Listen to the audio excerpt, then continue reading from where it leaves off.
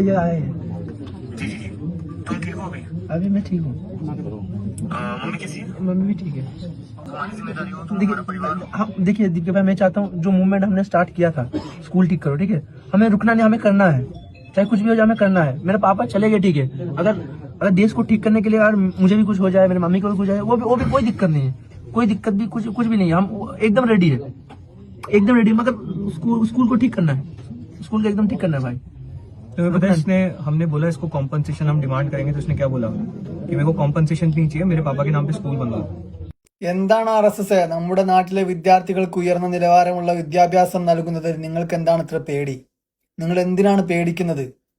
സ്കൂളുകളിലെ ശോചനീയാവസ്ഥ ചൂണ്ടിക്കാണിച്ച് വീഡിയോ ചെയ്തപ്പോൾ സംഘപരിവാറുകാർ ഭയപ്പെടുത്താൻ വേണ്ടി അവന്റെ ഉപ്പയും അവനെയും തല്ലിച്ചതച്ചു. അവന്റെ ഉപ്പ മരണപ്പെട്ടെങ്കിലും ഒരു പിടിക്ക് പോലും അവൻ തളർന്നിട്ടില്ല. അവനെ തളർത്താൻ സംഘപരിവാർ ഗുണ്ടകൾക്ക് പറ്റിയിട്ടില്ല.